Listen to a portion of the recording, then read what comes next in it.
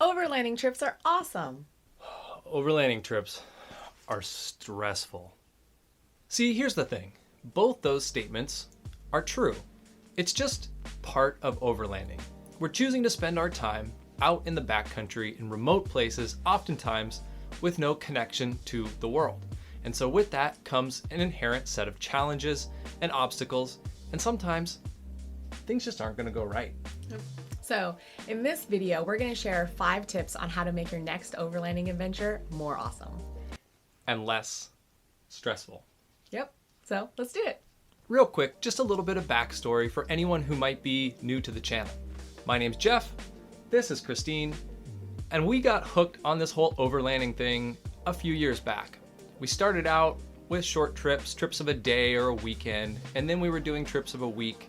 And then earlier this year, we took on our first multi-week overland trip with the goal of exploring the Southwest and as many bucket list trails as we could find. We documented all of that in a series that we call our Epic Overland Adventure, and we'll link that in the description below in case anyone wants to check that out.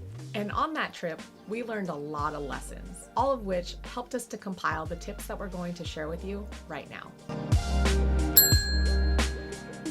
This first tip has to do with planning. More specifically, it has to do with planning your trip, but without over planning your trip. I think the point that Jeff is trying to make here is if you underplan your trip, you're going to be stressed out. But if you overplan your trip, you will also be stressed out. Yeah, exactly. So I think the trick here really is to try and find a bit of a planning sweet spot. Because look, uncertainty is a part of overlanding. In fact, I think for a lot of us, it's also part of the allure of overlanding. We are traveling into the unknown and we are preparing for different situations that may or may not arise. But the thing with that is it also makes planning an overlanding trip difficult because things are going to go wrong. Things are going to go sideways. You're going to get rerouted. You want to plan, but at the same time, you want to make sure that you build in some level of flexibility. So let's look at the two extremes. On one extreme, you have no planning at all. I know people who go out and overland without planning at all, and that would stress me out. That would stress me out. You don't know what the weather looks like. You don't know what the trail conditions look like. You don't know what road closures you might encounter. You don't know if your vehicle may even be up to the task of the trails that you plan on running. That's a surefire way to increase stress, especially if you're just getting started. I think if you've overlanded long enough, then perhaps you can get away with that. But underplanning certainly creates its own level of stress. Now, on the opposite extreme, you have overplanning. And the problem with overplanning when it comes to overlanding is if you give yourself such a tight schedule where every hour is accounted for, then really what you're saying is as soon as something goes wrong, a closed gate, for example, a vehicle breakdown, now your schedule is super rigid and it doesn't allow for any flexibility. And that flexibility is super important when you're out in the backcountry and you have to adapt to potential unforeseen circumstances. So when it comes to planning, I strongly encourage people to do some general planning. Figure out your area, what area you want to be in, perhaps what landmarks you want to see, if there's any trails that you know you want to be on.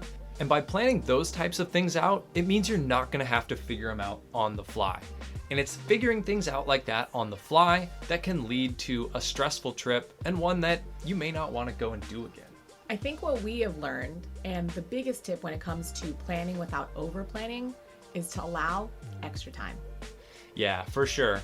Allowing extra time when you're planning really just allows you to build in that flexibility that we're talking about. And by doing that, it opens up possibilities for you that you may not have had otherwise, right? So there have been times where we've found that there's a gorgeous campsite that we're just not ready to leave. So if you allow extra time, that might mean that you can spend an extra night at that campsite. Maybe you come across a hike that you want to do. It allows for you to do that. And then when things do go sideways, when you do have to reroute, you've got time built in to do it so that your entire trip is not now ruined. It's just, all right, some of this extra time that we had allotted, we're gonna use up to reroute or to stay an extra night or to explore something along the way that we didn't think we'd find, but we just gotta stop and see. And that one thing alone can make an overlanding trip way more fun. Something that we've learned the hard way over and over again is that if you are not prepared for extreme weather, that extreme weather will find you. And there is nothing that will suck the fun out of an overlanding trip quicker than being caught in weather that you are not prepared for. You mean like that time that you didn't bother to bring a rain jacket during monsoon season in Utah or Colorado? That was a bit of a mistake. What about the time that we camped in the Cascade Mountains in October without any kind of winter clothing or heat source? I thought we were going to die.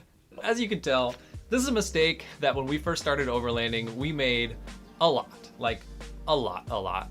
And the thing of it is like we thought we were being smart. We thought we were saving space. We thought we were gonna, be more efficient with our packing, and that would let us bring other cool things that we wanted to bring versus just bringing, that extra jacket.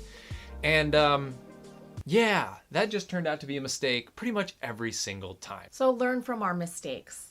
Pack everything. If the weather forecast calls for sunny and 80 degrees, throw your rain jacket and extra layers in anyways, because it's better to have it and not need it than need it and not have it. Yeah, absolutely. And really, if you're prepared for the elements and you're prepared for whatever Mother Nature is going to throw at you, it really makes the difference between enjoying an overlanding trip versus just enduring it.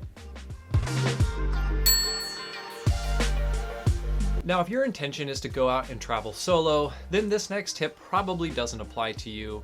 But if you're traveling with a group of friends or especially a significant other, I actually believe this is the most important tip we're going to share with you in terms of making your overlanding trip more fun and less stressful. Not only does having clearly defined roles make things way less stressful, but it also makes things way more efficient.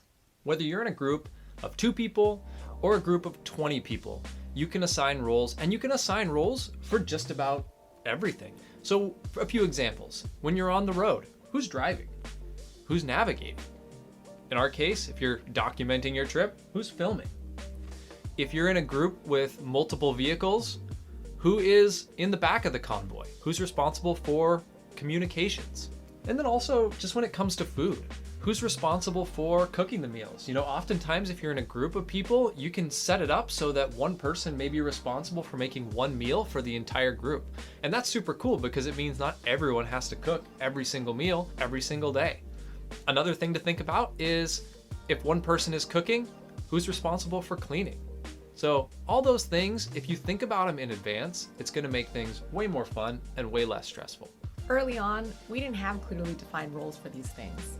And that ended up leading to a lot of frustration, stress, and sometimes arguments. She's right. A lot of arguments. But through those arguments, we learned that really what we were lacking was defining our roles. And that was creating a lot of stress and a lot of friction between us. Once we got that figured out, we got that dialed in, and we had defined our roles, it made everything way smoother, way more fun. And really, as a side benefit, it's also made things super efficient. Now that we have roles when we arrive at a campsite, we know exactly who's responsible to do what. We're able to set up camp in probably half the time that we were able to set it up previously. So that's super nice, especially when you're on the road and you're traveling every day. Talk about relieving stress when you get to your campsite and you just know, all right, here's what we're gonna do in what order, and this is what everyone's responsibilities are. It makes things so smooth, so efficient, and so much less stressful. One of the best ways to make an overlanding trip more fun is to slow down and plan for a down day or two. Yeah, this is definitely a lesson that we learned the hard way as well, as it seems to be kind of a theme. We learned a lot of these lessons the hard way. But the tendency, I feel like for us in the beginning especially, was to just go and go and go. And we would put in 300, 400, 500 miles per day sometimes.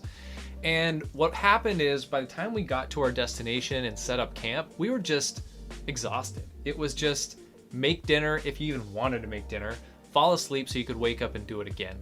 And I think that that's just something that we see it a lot on YouTube. We see it a lot on other overlanding channels where people are just going, and then they set up camp at like 10 at night, and then they wake up and they do it all over again. And that's fine, and for some people they're into that. But what we found is we would just blow past these super cool landscapes and these super cool hiking opportunities or these cool little towns that we would see, and we never had time to explore any of them. So not only were we tired from the road, but we were also just kind of annoyed at the fact that we couldn't actually stop and enjoy any of these super cool places that we came across. Yep. So on our 2-week Epic Overland Adventure, we made sure to plan a couple down days, and it was so nice. Yeah, it was super nice. And another thing here is that planning a down day doesn't necessarily mean that you're not doing anything, but it can. I mean, you remember the day that we spent sipping mojitos by the pool in Moab? That definitely did not suck. Nope, it didn't. But a down day might mean that you just take a day and explore an area on foot. Maybe you enjoy some hikes. Maybe you get to walk around a cool little town that you've found. Or, hey, maybe it just means staying in a hotel. Yes, I said it. A hotel with a comfortable bed and a hot shower.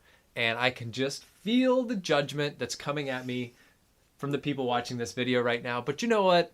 I don't care, because sometimes having that night to rest and recharge and enjoy a comfortable bed just makes the time spent out in the wilderness and out in the backcountry that much more enjoyable. You know, some people are going to watch this who are way more hardcore than us when it comes to roughing it, though.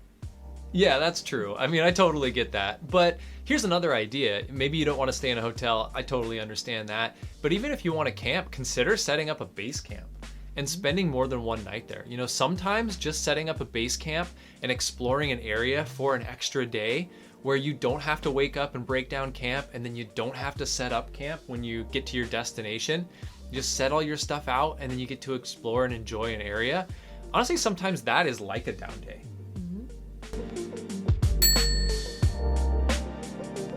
Look, when it comes to overlanding, adversity and facing challenging situations, it's just inevitable. And this is where having the right mindset and embracing challenges and obstacles that come your way is absolutely key to having more fun and being less stressed out when you're overlanding. Here's a question, and I think this one is super interesting.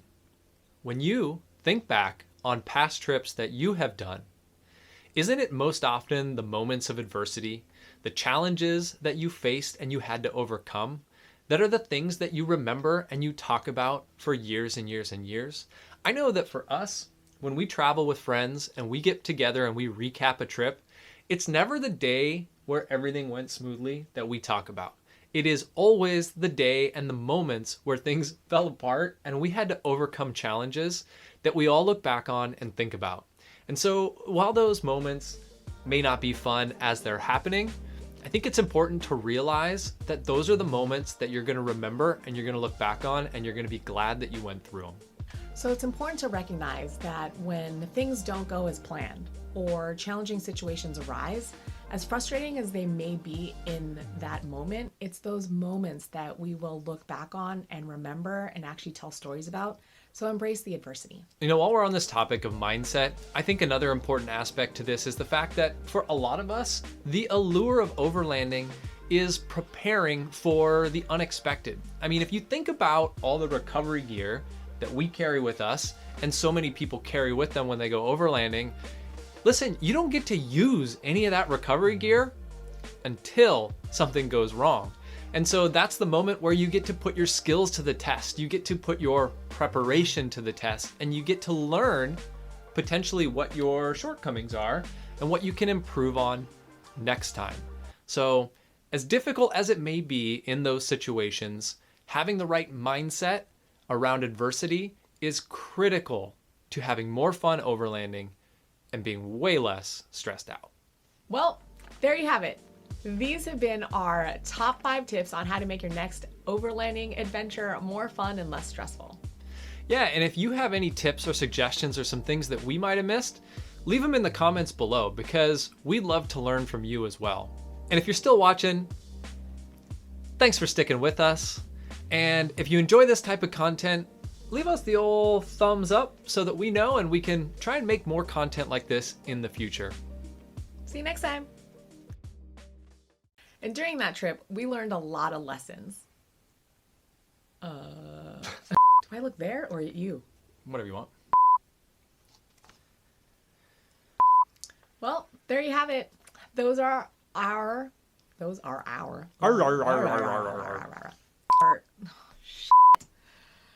No, Ah! we fit.